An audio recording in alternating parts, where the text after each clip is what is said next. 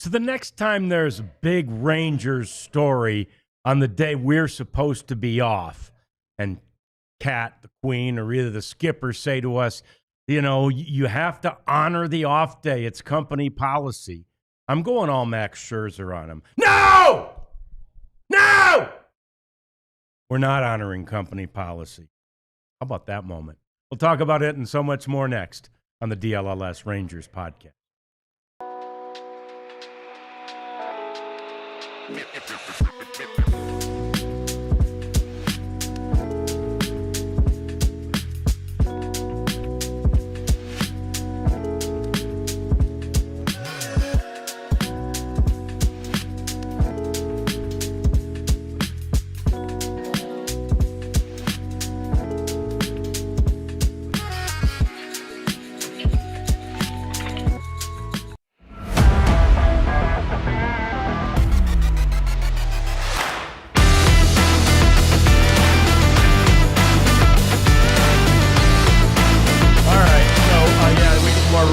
We need an identity. How do we identify the identity? The Mavs show out in the other studio, a little worried about me after the outburst here at the beginning. I'm more worried about TC because he didn't expect it. I didn't tell him, so the audio I didn't expect it. Went crazy. You did? Didn't? No. Okay, and that's the thing. The good news is Jeff and TC withstood it. The bad news is Jeff's going to have to do the show for the rest by himself because I got no voice left. But anyway, I thought that was fun. A fun game last night. We'll talk about it more coming up later in the show. And let's talk about, as I said, TC's here because the Queen's got visitors in town and having a good long weekend. And you got me and Jeff, and I see a lot of you already in the chat, which is awesome. And I promise not to scream at you like that unless you tell us we can't work on our off day. Because we're used to working on our off days. That's kind of the gig what we do as a beat writer, as a sports guy in this business. You work when work requires. When the news happens. Yeah. So no news really today, right? I mean, no. And rarities, I'm with you. I'm surprised that there haven't been any coaching announcements this week.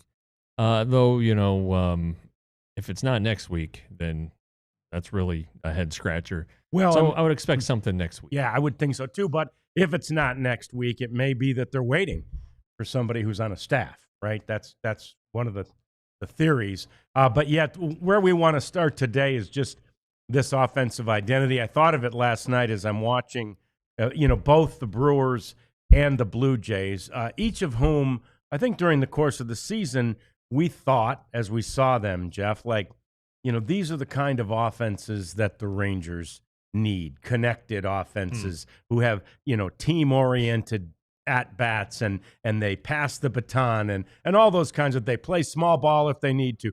They do what the game asks them to do, right? And as I watched those games last night, now granted, Milwaukee, and we'll talk about this, they may be in some sort of a historic slump as a team, but I like the identity of the Blue Jays better if I'm trying to copy one of them, in that the Blue Jays can still slug. Ask, Vlad Guerrero, ask George Springer. I mean, a bunch of guys, right? There's guys on that team that can still hit with power, and yet they have figured out a way to utilize that as well as that team approach. Yeah, they led the majors in batting average. They were fourth in runs. The Blue Jays, very very hard team to strike out. And they're only the Royals struck out fewer times than the Blue Jays. So there's the things you're looking for. You're looking for the contact. You're looking for stringing hits together to produce runs. It's the home runs. They have the home run hitters, sure. They have some guys who will surprise you, some guys who won't surprise you. They were 11th in baseball in home runs, 191. But we've seen the postseason. Vlad, juniors, I think just under 500 for the entire postseason. Yeah, he's just 11 runs batted in, 5 home runs. Yeah. And they're doing this without Bo Bichette. Yeah, who has always been a guy who hits the ball. And frankly, their $190 million guy too, Santander. Yeah, They tried him and then said, "Get out of here." Yeah, well, he's still hurt or whatever. Yeah. But but Alejandro Kirk, he hits the ball. Yeah. Dalton Rushing had a great season. Yeah. So they have a lot of guys who, like you said, fit together, keep the line moving. Not necessarily a team that's walk focused. No, that's true. 13th in baseball in walks this year, but throw it all together and you have this great offense. And there's so much value in just putting the ball in play. Sure. And when you say 13th, that's lower than you'd love, right? And yet the Rangers in the second half of the season, and post Brett Boone, the Rangers were 23rd in walks, right? And I'm not sure that when you marry that with the 26th or 29th, maybe that they were under previous regime.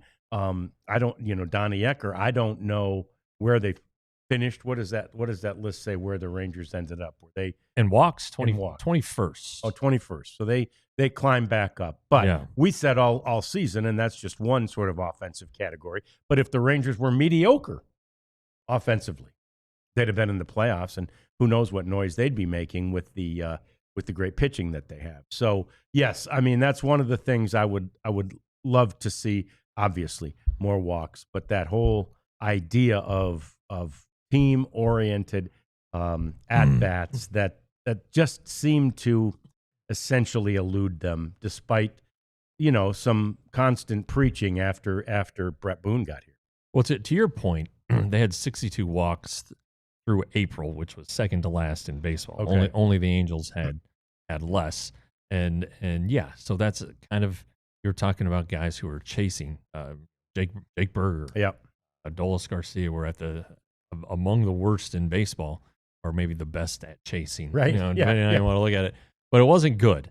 And Donnie Ecker was out of there first week of May. So they made the swift change, but those things took time, and some guys didn't get better, some guys did. I did think that Wyatt Langford showed improved discipline at the plate, although he did strike out looking too much. But there weren't. Corey Seager understood that he wasn't going to get pitched to, not with the other 8 guys around him. He took a lot of walks. That it kind of surprised me a little. So I you got to have on base guys. That's you got to have guys on base to score runs. I mean that's kind of how it works. You don't need to go Moneyball here, but because that's not a complete offense. The Moneyball guys did not believe in small ball. They did not believe in stolen bases. Right. They were the ones who didn't want to give up the outs. Yeah. Because they wanted more chances for their offense. And that's fine when you have Jason Giambi and Miguel Tejada in their MVP years, but when you have guys who are just underperforming, it does not work like the Rangers did this year. So, and Skip, as we talked about throughout, I don't know, since he's been hired, and definitely since the press conference a week ago today, he is whatever the game asks you to do, you do. But and as you pointed out, the Marlins in 23, the team that he took to the playoffs, led baseball in getting extra bases on the base paths. They're going to run, and they have the guys to do it. They do have some speedy guys. Evan Carter can take an extra base. Wyatt Langford sure the heck can. Those are just 2 to start with. I'm assuming Osuna, who's a good base runner, Hellman, even though they may not be playing every day. Even Marcus Semien can do it if he's on the team. So there are lots of ways to score runs, and it sounds like Skip believes in doing it with your legs and with your bat, everything. Yeah, doing just that, and that it brings up a great point too, because in the next segment we want to talk, take this one step further. Okay, so here's the identity that we're striving for. Now, with whom do we, scratch out that identity? Who are the guys that will be a part of it? So we'll talk more about that coming up in the next segment. But so that whole true outcome thing, and somebody mentioned it already, the 3 true outcome thing seems to be, I think, I like, coming back around. Right, we're not as focused on home run, strikeout, or walk, basically. I mean, I like that we're back to or away from the Moneyball era. And again, I know a lot of that was the forerunner, the very beginning of analytics, which still say a lot of those things like sack bunts and steals and all those are counterproductive to what you're trying to accomplish. For sure. And, they have those guys for sure. They had Joey Gallo, the ultimate guy. Yep. Maybe Dave Kingman was the first, then a guy like Rob Deere maybe, and then for sure Joey Gallo. And it's nice, but if you you got to have guys on base ahead of him. You can't win every game on 2 solo home runs. Nope. So I just runs are fun. And I admit I love a 3-2 game. Yes, I really do. Yep. Generally because they go faster. I mean, let's be honest here. Yeah. And I'm a fan of pitching, but too many of these games, it wears on your nerves. Just for a team, it's not good. Just it puts extra workload on the leverage guys in your bullpen. You want to try to get more out of the starters. You get some guys who are in slumps who can't get out of it. I mean, there are just all these things that kind of conspire against a team. And it's interesting because like all those great Braves teams won tons of games. Like every night they'd win those games. But then they had Chipper Jones too. Right. And then they had Andrew Jones. Sure. And Fred McGriff at times, guys who could really do some damage. Yep. So, Otis Nixon, the first team that went to the World Series, stole a ton of bases and was a real pesky leadoff guy. So, like Mark Lemke ran out of playing time there, but replaced by Ron Gant, who was highly touted and had to move to the outfield and then move to the Phillies and all this stuff. But anyway, they just had Javi Lopez, the catcher, except for when Greg Maddux pitched.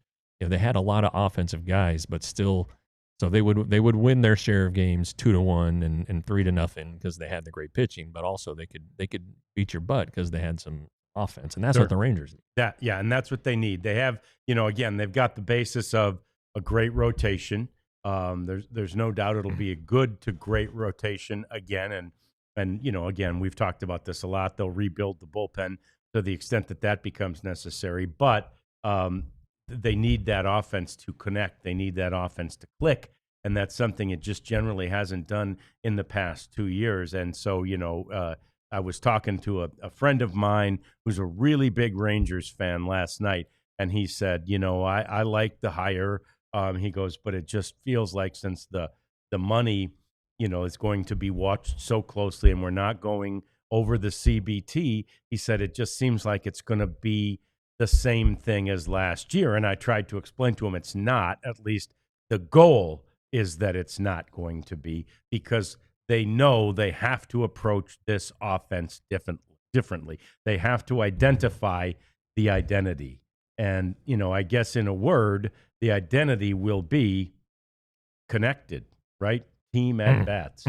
That type of an approach at the plate for the entire offense. And that's those are words we heard a lot in the second half of the season, or certainly after Brett Boone got here. And I think that's got to be the focus, whether Brett's the hitting coach or somebody else. Well, and the roster developed that way, evolved that way, I guess, with the injuries and the needs and whatnot. It evolved into we'll do whatever we can, and pinch hitters out galore and pinch runners and things like that. And so, it's but get them on the same page from the start, and personnel is going to change.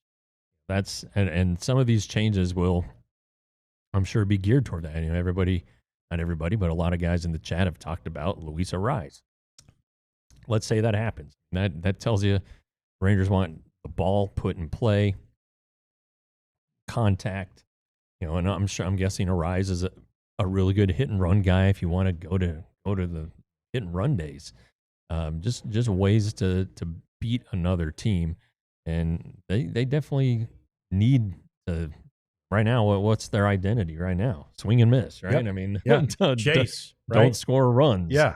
That's not a great identity. No, it's not. And you wouldn't really say they have an offensive identity, honestly. Yeah, honestly, and I think I mentioned this to me, what Skip Schumaker is saying sounds a lot like Ron Washington. It does. And we can go to the 2010 team. Michael Young had a great year. Hamilton was the MVP. You had Vlad Guerrero. You had Nelson Cruz, who was an emerging player. You had Kinsler, who hit home runs but stole bases too. Yep. And Elvis Andrus and a lot of steals. Yeah. All of those things, just in those guys, that led to a terrific offense that was able to reach the World Series. Yeah. So that's what they're looking for. Identifying the identity. That's job one for Skip Schumaker. Of course, we're going to talk next about with whom, who will be the different personnel that are a part of this organization and this identity, this offense next year. Let's talk about that next. It's the DLLS Rangers Podcast. Is it game time? It's game time. Hey, game time. Oh, it's prize picks first. Oh, it is? Well, all right. Well, whatever. He's doing game time first. Oh, good. Game time. Thank you, TC. That was on us. But anyway, it's NHL season. And damn it, the Stars aren't going to go undefeated. I thought they might. I thought they might go 82-0. They lost last night. But, what are you going to do? You win some, you lose some. They're going to be a really good team. And you can get really good tickets at Game Time, and they're not super expensive. We encourage you to go to the Game Time app and take advantage of all the things the Game Time app has to offer for you. There's a price match guarantee where they'll give you 110% of your purchase price if you find the same ticket for cheaper on one of the other ticket services. It's the best one out there. You don't even need to look. That's how good the guarantee is. You can figure out which seat is and what your sight lines are via their online beautiful technology. It's just the best way to go. Game Time is an app. You need to download it. And when you get your tickets off of there for the first time, you get $20 back off with the code DLLS.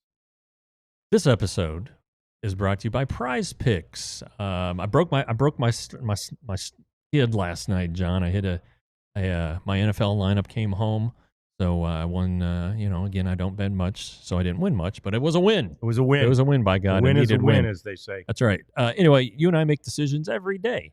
So why not get paid for being right? And that's kind of what Prize Picks is all about. You get to choose lineups between 2 to 6 players and whether they will have more or less than player projections.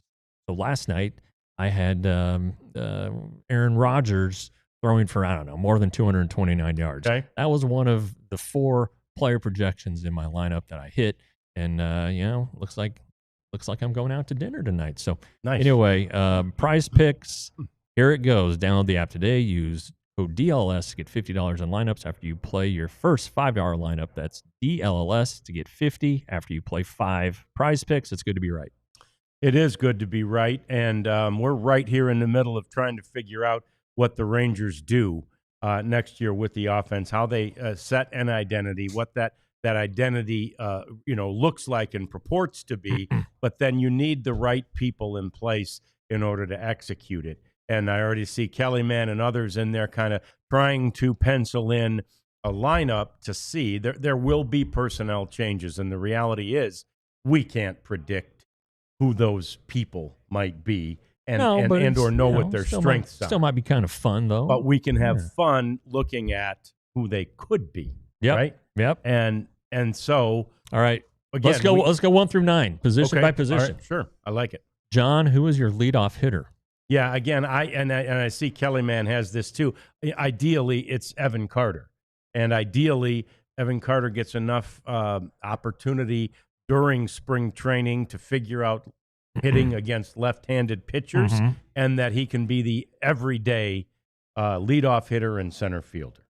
I like it, too. I think that's where I was headed. And this is what the Rangers have wanted for 2 years. Yes. Just hasn't manifested itself yet. So, you know what? We're just going to beat him to the wolves. Yeah. Left-hander? Go. Well, we might move him down in the lineup. Yeah, they may have to. I mean, Okay, so then that kind of creates an issue kind of right off the bat for me if you're going to have a left-handed. I know. Because I like Corey Seager second. I do. I think you're going to have to stick with him there. Look, he's just so good, and you want your best hitter to get as many at bats as possible. That's your best hitter in most lineups now hits second. Yeah. Yeah. Yeah. Yeah. I mean, there were some times he batted third this year. I can understand that. But man, it's just, I think right now I want him second. Yeah, let's go back. Is there any right-handed option at leadoff? Well, Wyatt Langford batted leadoff a lot. Okay. But I think I want like him his driving power in lower. runs. Yeah. Okay. Okay. All right. So there's really not right now, other than Wyatt, there's really not a right-handed option at leadoff. But I'm putting Seager second. Okay. I think he's most comfortable there too. All right, that's fine with me. Yeah. So then are we going to do Wyatt third? Or and see again, it's the lefty thing. Right. Because I really think that I'm on board with everybody who says the Rangers are going to get Luis Arraez. I'm really on board with that one. Now the guy doesn't hit for power. No. But he hits. And if you want this guy on base or no, hitting with runners on base, you really want him to bat, second, third, or fourth. Okay. Second, third, or fourth. Did I say that correctly? Yes. I did. All right. So I am going to. You're going to put him third? Very controversially, put him third. Okay. And then I'm going to bat Langford fourth. Yes. I like that better because, like in Kellyman's, lineup there, he's got Wyatt second, I think, and Corey third, and then he's like, who bats cleanup? And yeah, there's but I like Wyatt. I like Wyatt in the cleanup spot. Again, if Jake Berger becomes what we thought he was. Nope. I'm going to bat Arraez fourth. Okay. You want Arraez third. Nope, I'm batting Arraez fourth. Fourth. Langford third, Arraez fourth. Interesting. Yeah. Okay. And because my number 5 hitter is now Jake Berger. Jake Berger. Okay. Yes. Okay. So that makes sense. So you're going back and forth. Yeah. Yes. I got you. Okay. I'm okay with that. I'm okay with that. Your fourth hitter doesn't have to be the guy who hits the most home runs. Often over the years he has been, but he doesn't have to be that. So yeah. All right. So that's cool. I can accept both of the. I can accept either way there. Okay. Berger fifth. I like sixth. Mm-hmm. See, Josh now we're running here. into some right-handed bats. So we've is Simeon on the team? Is Young on the team? Right. You have them on the team. Yeah, I do. Okay. I think I do. I think I'm of the mindset that I am giving Young, if I'm the Rangers, I want to see Young with a different voice, right? And again, this isn't, as they've said, it's not a criticism of the Bruce Bochy voice. It just wasn't clicking here lately for Young. So I think we give him another chance. We give him, this opportunity to say, all right, let's see if you're who we thought you were. And so, yes, he's on my team this year. And, I think maybe I like him better at sixth than Simeon if he's on the team, which I'm not sure he is. I like him better at sixth than any of the catchers. I like him better at sixth. Wyatt's in left. We got evidence. Yeah, we don't know because we don't think Adolis is. So we don't know who's in right. Right. Yeah. If that right fielder is, maybe my right fielder bats sixth. Maybe my right fielder bats sixth, and then I go Young and Simeon if he's there in the catcher. I don't know. Okay. All right. This is going to be hard for me. I think I may have to go back to the top. You going to change it up? I am. I think I'm going to go Langford, Seager, Arraez, Berger. Oh, now you're going back and forth. Good. Yeah. Carter, fifth. Ramon Laureano is going to be my right fielder. Good gosh. Okay. I like sixth. this. Yeah. Then seventh, I'm going to bat Marcus Simeon. Yep. Okay. Because, kind of like if you break down your lineup into thirds, he's kind of like a third leadoff hitter. He's a leadoff guy. Yep. Okay. All right. And then eighth will be Young. Young and 9, Higashioka. Yeah. All right. But I'm 2 right-handed heavy at the bottom. I need another left-handed bat in Yeah. there. Especially, so a left-handed hitting catcher. Are there any of those out there? Well, you may see something like that soon. Yeah. That I'm writing. We'll look for that. We have to dive into that catching situation. How much do we know what Arise is sort of projected to get? I have not seen anything. I haven't looked for that.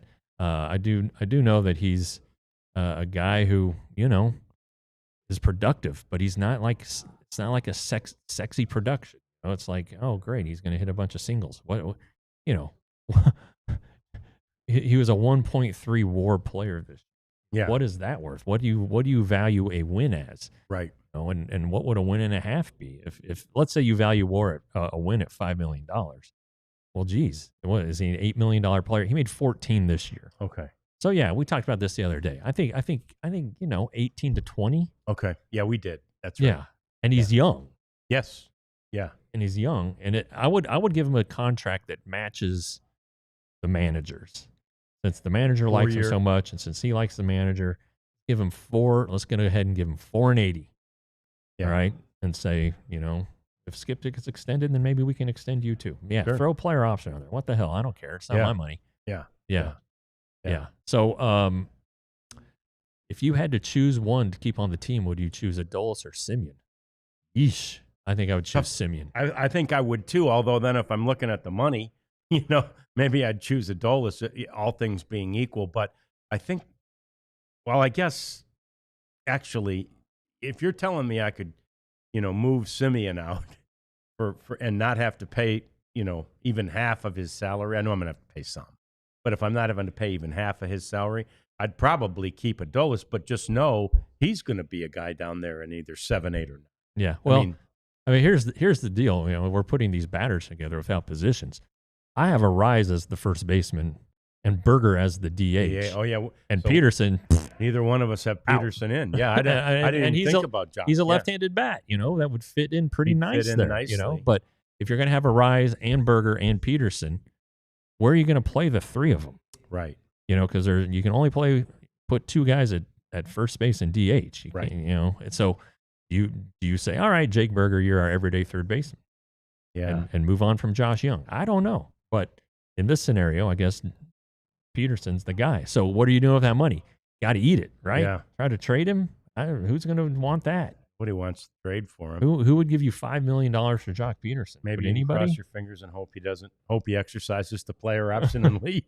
I mean, do you pay 13.5 of his 18.5 and say somebody just here take a guy for $5 million? Yeah, we get $5 million back. I mean, they can say all the stuff they said last year. Oh, he's great in the clubhouse. He kills fastball and all this. Sell him on that stuff. Yeah. Who's going to lead the team? It's a good question. We've said a couple of times, yesterday included.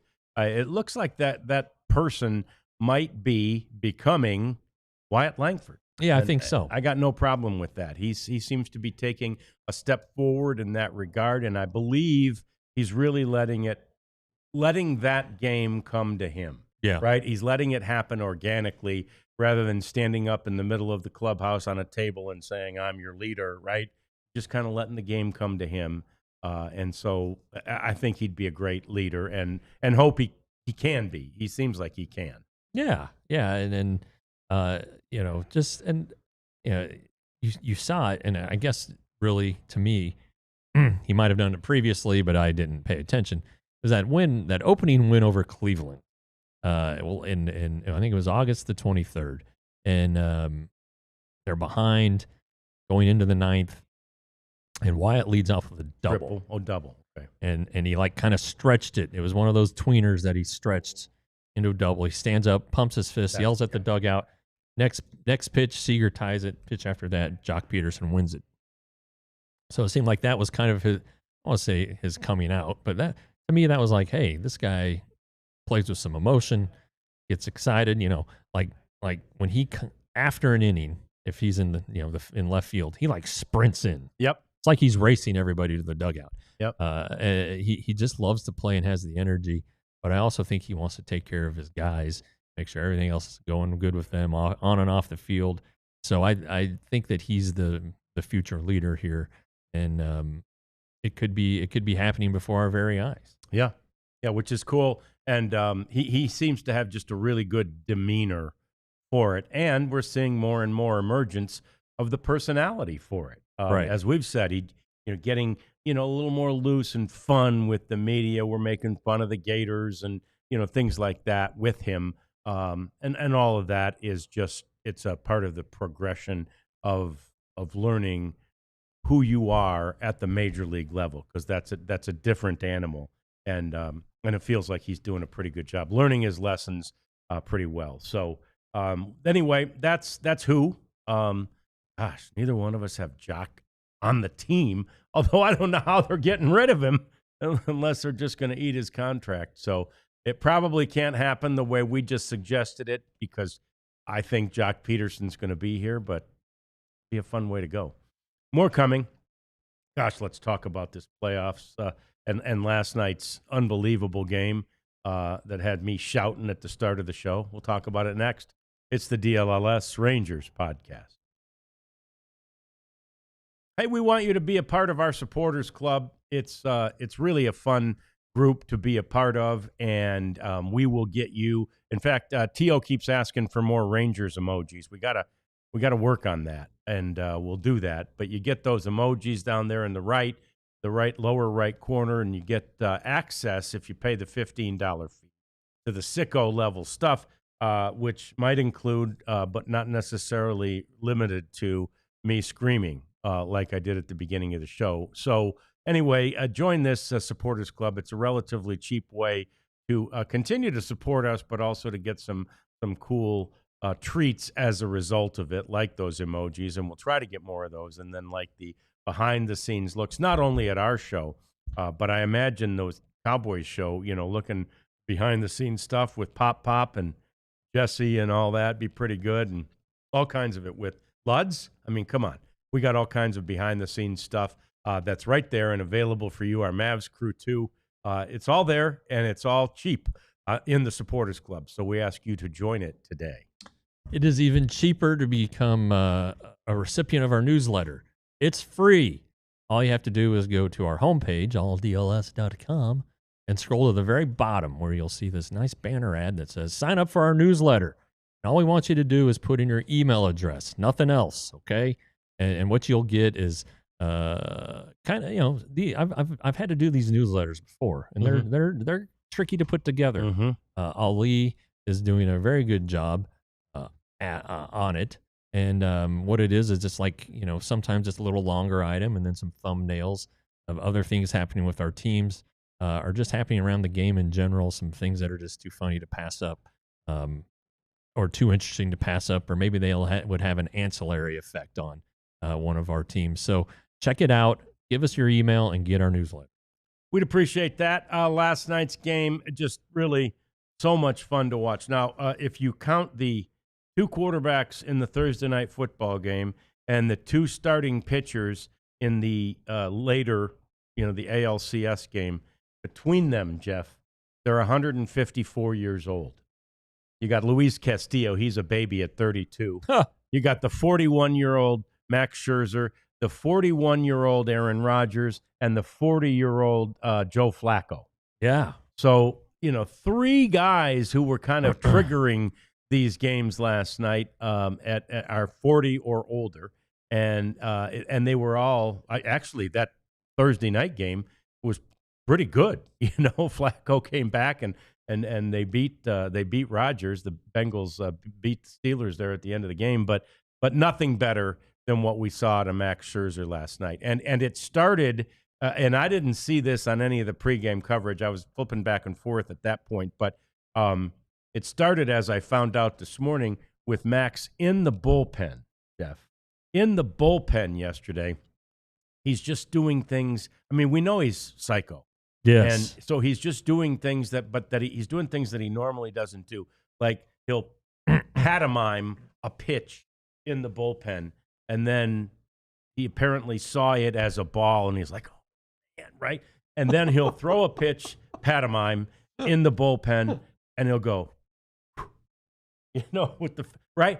Just stuff you don't normally see from Max Scherzer. And he was nervous, and he was pacing. He didn't really have a pattern to his pacing. He was really fired up. And again, remember, he wasn't on the ALDS roster for the Blue Jays. So he's going to get an opportunity here, and he really wants it, and he gets it. And man, he went out there and he made the most of it against this Blue Jays team that looked damn near unbeatable in Toronto. And these last two nights, the Blue Jays pitching has shut them down, and the Mariners pitching, their vaunted starting pitching, has let them down, and we're all tied up even at 2-2. And I loved John Schneider, the manager of the Blue Jays, 45-year-old man, went out to greet a 41-year-old pitcher. And this is the first time all season that John Schneider has made a mound visit. And this is what he was greeted with. This is a picture of what was happening last night when Schneider went to the mound. I see somebody on Twitter says, hang it in the Louvre. He's like, that's when Scherzer's out there saying, no, I'm not leaving this game. And so after the game, Schneider said, it's the first time I've gone out there to see him at the mound. And I've sort of been thinking about this moment since we had a Zoom call in spring training to get him signed with this team. And he goes, I went out there and I thought he was going to kill me. It was great. And then they crossed paths in the interview room. So Schneider's leaving, Scherzer's coming in, and Schneider pats him on the back and says, all right, you effing lunatic or effing psycho, you're next. So just a really unbelievable moment. Scherzer, when asked about it, said, yeah, I told him I wanted the ball.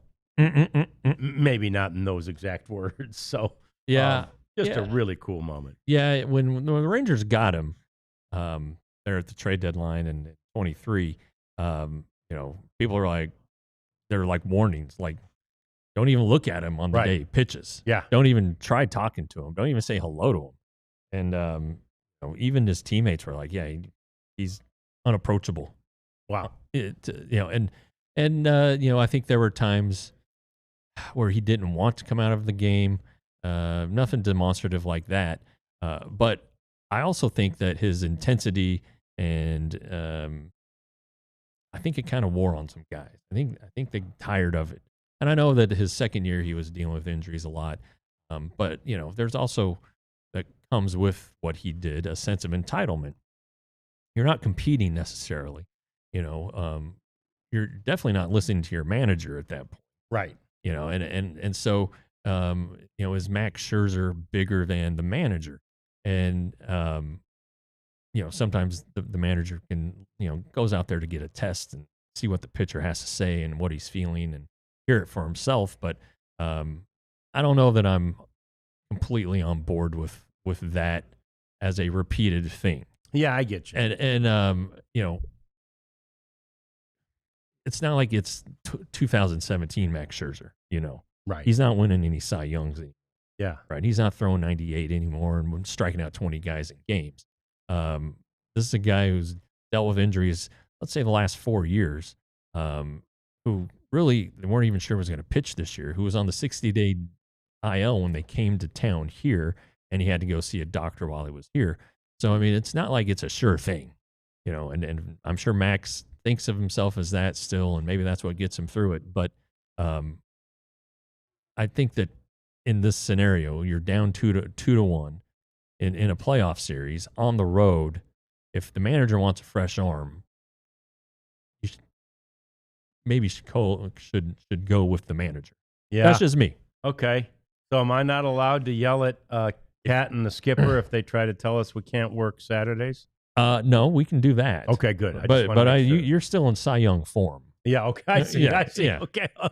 Yeah. All right. So no, I don't disagree with you. I loved the moment, and of course, everybody loved it, but it worked out. Right? It worked out. To your point, what if it worked? What if he gave up a home run? Yeah. To your point, if all of a sudden he became, Max Scherzer from April or May when things weren't going quite as well.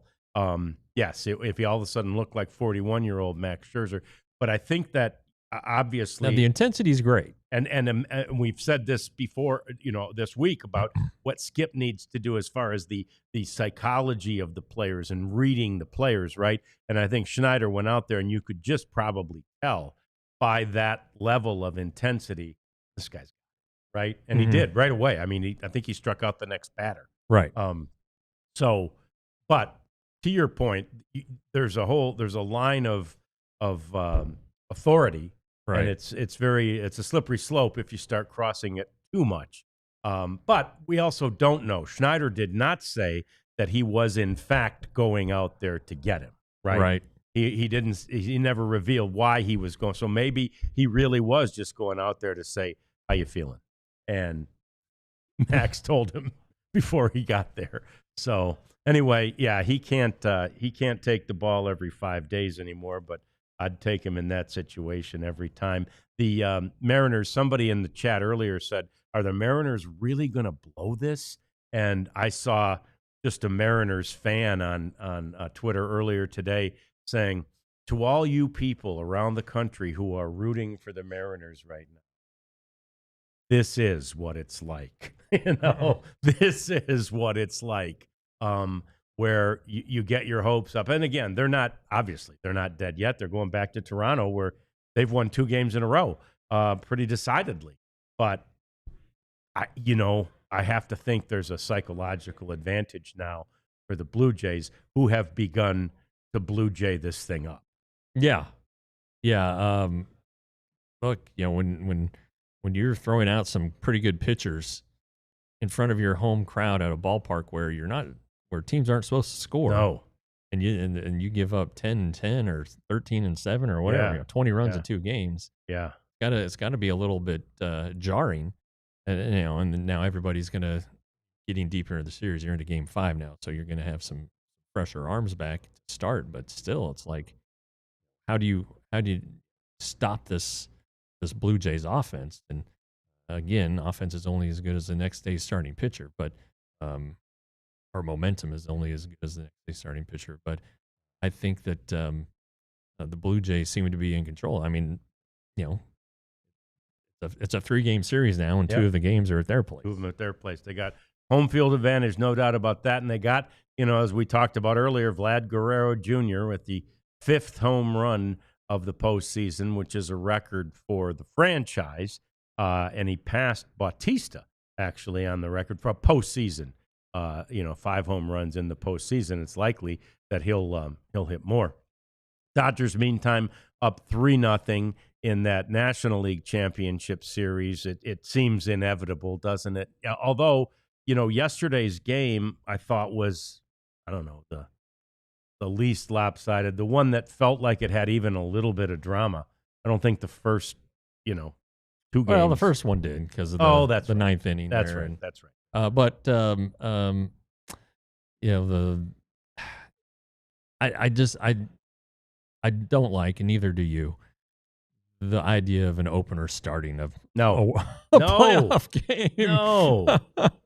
What if they had started the kid? Just start the kid. Start the kid. See what happens, and then have that Ashby guy for later in the game when you could really use him. Yeah.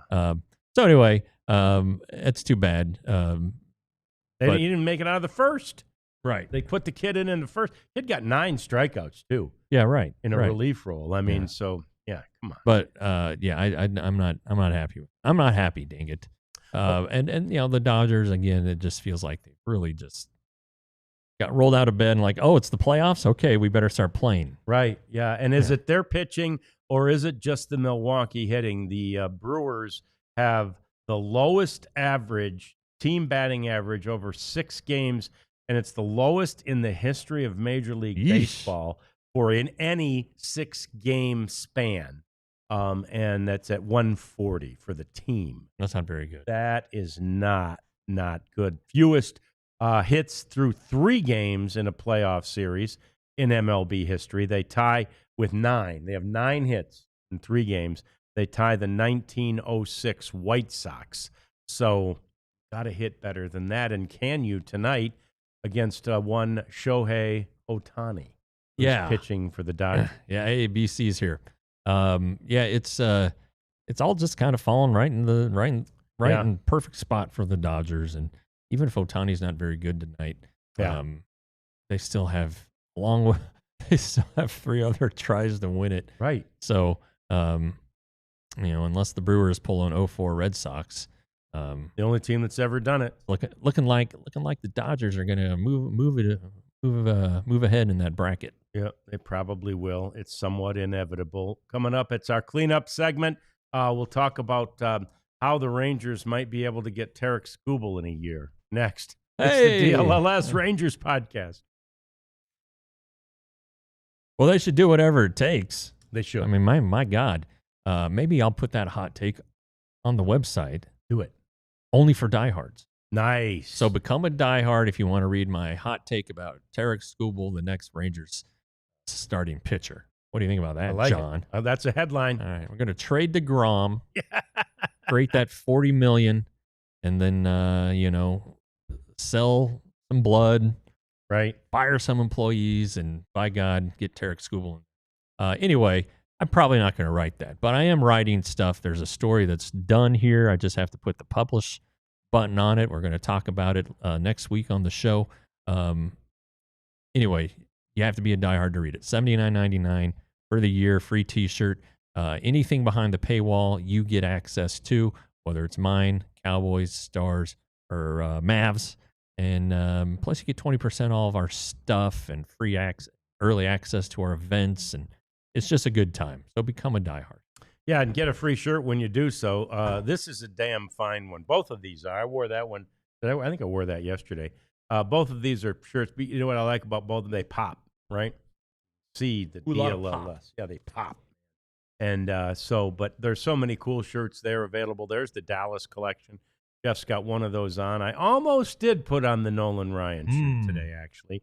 That's one of my favorites. So, and then I've got, I think I have one more of those. Anyway, you should have as many and all of those as you want and represent the DLLS brand. We appreciate you doing it.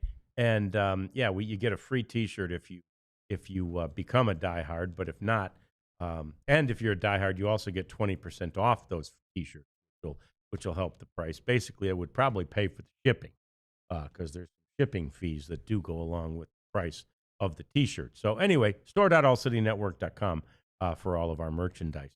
So the Skubal thing is pretty funny, and I obviously was kidding, too, about that the Rangers could get him. I mean, obviously, they could. Any team could.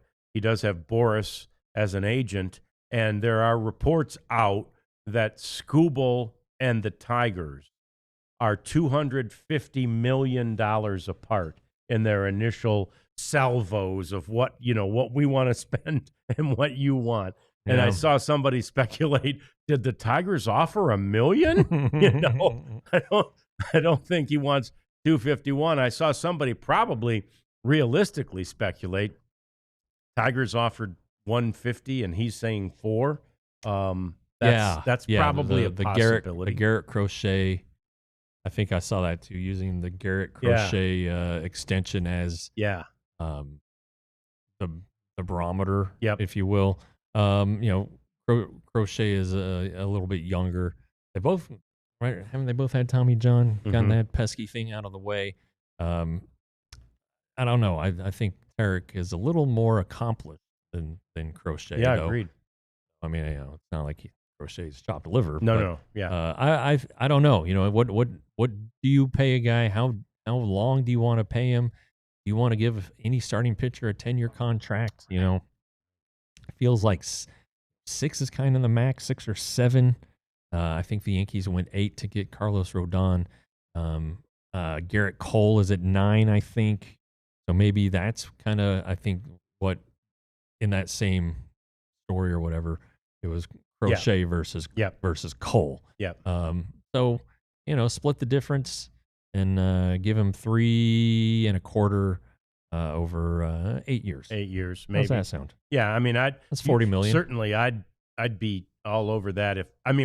First of all, the people I know in Detroit don't think the Tigers are gonna be able or have they could, but they don't have the stomach to sign him. Like Detroit fans are already kind of sadly Moving writing them on, off. huh? Yeah, they're like, we're not going to, I mean, we love Just need to Schumaker, sell some more pizzas. right? I mean, it's Yeah. Little Caesars, for God's sake. They've got the new puffs. Oh, they got some puffs. Yeah, they got the little puffs. I haven't tried them yet. The wife says they're good. So you got to try the. Oh, you like the puffs? Oh, TC's big on the TC puffs. likes the puffs. Well, they have pepperoni in there, TC, or whatever. Huh? Philly cheesesteak puff. The Philly cheesesteak puff. All right. So there it is, an endorsement from the great TC. We need to the get them on board, Little Caesars. Well, we do. We do. All right. I have Little Caesars here. Let's work on that. I remember Little Caesars growing up. You do? Oh yeah, Yeah. It was kind of earth shattering when the first one opened in my hometown. You could get like 2 pizzas for $5.99 or something Right. like that. Yeah, that's right. And they Pizza. on a big like cardboard tray with Yep. paper. Yep. Yeah, and it was Yep. pretty good. It was darn good pizza, and it's the sauce that I like the best at Little Caesars. So when I was in high school, I guess it was the Ilitch family bought the Detroit Red Wings. Mm-hmm. The Monahan family, who owned Domino's, bought the Detroit Tigers. Oh man, And then my dad says to me, "There's a little local pizza place in our town, Brighton, Michigan." He says, "You hear who's buying the Lions? No, Val's Pizza." But yeah, we had all the pizza magnates owning the teams up there. Well, and, of the 3, I'd rather go to Val's. I think. yeah, I promise you, Yeah. that was good pizza, Val's. I don't know if they're still there, but anyway, yeah. So who knows with Scooble? We know this. He's going to get to free agency because that's the way Boris. And I think everybody in baseball knows that. So that does limit the Tigers' ability to make a trade, right? I mean, it doesn't kill it. It just limits their ability to get the big haul that you might otherwise be able to get on the trade market. But I wouldn't, if I was the Tigers, for sure at the deadline and maybe even this offseason, I start thinking about, dropping that line out there and see what I can get back for him. Yeah, if you're convinced you're not signing him, re-signing him, then you do it this winter. Yeah. You really do. Yeah. You give the team acquiring him as much of him as possible. Mm-hmm. And if he, let's say the Dodgers are like, hey, we'll take him, or the Mets, they have the wherewithal then to re-sign him, or extend him during the season, or trade for him and extend him, and defer the heck out of it if you're the Dodgers. Whatever.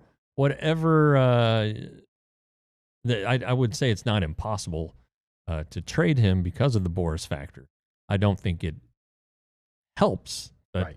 who the agent is. No. But again, if it becomes down to only a few teams who can realistically acquire him, then I think they could probably work out a deal. You would know that you couldn't compete. There's only going to be a handful of competitors for him in the offseason. Sure. If there's an extension offer made, let's say they trade for him in January during spring training, there's an extension offer, take it. Who knows what could happen over 32 starts? Maybe his elbow goes out again. Sure. Go get the money, Yep. and it just seems like at that point, and with the lockout coming, get it done. Get it done. That's exactly right. That's what crossed my mind when you were talking about the possibility of the elbow problem was the lockout, which is there's a greater likelihood. Somebody else had this in the chat already too. Phillies are thinking about at least trying to trade Castellanos, however we say Nick's name. And are the Rangers interested in either trading or doing a deal with him? I don't think so. I don't either. He wasn't a very good offensive player. No, He hasn't no. been for a couple of years. No, he's fading. 16 home runs this year. I remember when he came up with the Tigers as their third baseman of the future. Yeah. I'm gonna vote no on Nick Castellanos. Yeah, I will too. I'm not a fan of that. Phillies offering constant support, says Dave Dombrowski yesterday. Literally daily support right now for Orion Kerkering. And geez, yeah, it sounds like he's suicide watch. I swear to God, that's exactly what I thought. I'm like, I get it. That's tough, but I mean, do we need to bring a shrink to his house? Which I don't know that they're doing that, but like they're literally wanting to make sure every day he's doing okay. And I think, frankly, if I was Ryan O'Kirkering, I'd be like annoyed, like, okay, Leave me alone. fine. I've made an error before, right? But I don't know. Maybe that's what young pitchers need. I don't know. In. Yeah. And again, that's part of the knowing your players, right? Knowing your personnel. Maybe this kid needs it. And if he does, that's a good point. Yeah. If this kid does, then good on them for doing what needs to be done. So, seems like a little bit much. Speaking of the Tigers, Brandon Inge. Brandon Inge, I remember that guy. Remember that guy? Yeah, Brandon Inge is now apparently he's a manager, has something to do with the, I think it's a Kalamazoo team, but it's a team in the Northwood Independent League. Okay. And he came out to the mound, he came out to the mound to greet the umpires recently. And this happened. What's going on, buddy? How you doing, man? Nice to meet you. Brandon Inge. Nice to meet you, buddy. Nice to meet you. How you guys are? Brandon Inge. Oh, sorry. I'm sorry. No, you're good. That's Brandon Inge. Nice to meet you guys.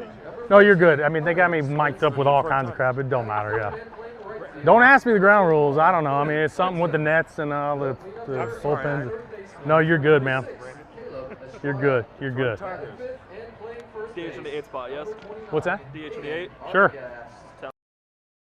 He's so excited to umpire this game. Kind of cool, I'm the other manager. I'm like, oh, great. Now he's going to get all the calls. Right? Yeah.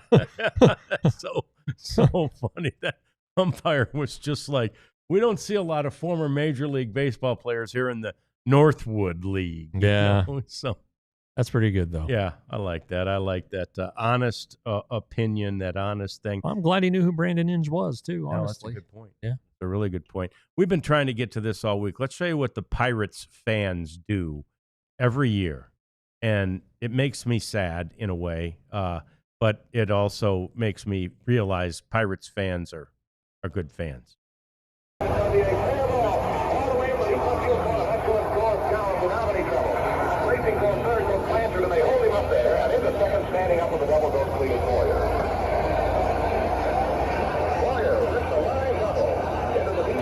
Now, that crowd is not going to fill a stadium. No. But that's a pretty good crowd that gather once a year to listen to the Bill Mazeroski game. Game 7 of the 1960 World Series. Yeah. Beating the Yankees, who at the time were, they were really, the Yankees. They were really good. They were the damn Yankees then, yeah. Yeah, I did look up a little bit on the game because everybody knows how it ends. Yeah. The Yankees were down 4-0. Then they're up 7-4, going to the bottom of the 8th. Okay. Pirates scored 5 to take the lead at 9-7. All right, so going to the 9th. And was in Pittsburgh. In Pittsburgh, okay. Right. Yep. Mickey Mantle, 2-run single to tie the game, and then they go to the 10th, and Mazeroski, it's the home run. So or the bottom of the 9th. Bottom of the 9th, yeah, sorry. Yeah. So in that game, Mantle went 3 for 5. Yogi Berra played left field. Wow. Went 1 for 4. Wow. Roger Maris 0 for 5 in that one. So that was the year before. Yeah. 61. 61. Well, Bobby Richardson, I think he's a Hall of Famer. He was in there. Roberto Clemente played for the Pirates. Hal Smith is the guy who gets overlooked here because he hit a 3-run homer in the 8th as a pinch hitter. Yeah, as a catcher. Yeah. And that was a big home run that gave him the 9-7 lead. Yeah. And was that outside the stadium there? Oh, okay. That is right. That's right, TC. I saw that. That's the old wall of what was that? Sportsman's Park? I think it's Sportsman's Park. Is that Cleveland? Might be Cleveland. Anyway, Harvey Haddix was the winning pitcher, and he, of course, had the game where he lost the no-hitter of the perfect game in 12 innings. Oh, yeah. Or in 57, I think that happened. So anyway, there's some names in that one, and one of the best World Series games ever. Yeah. Let's see what that stadium was. Okay. AI's generating right now. Forbes Field. That's it. Forbes Field. Yeah. Yeah, Forbes Field. So, anyway, wow, that went by quick.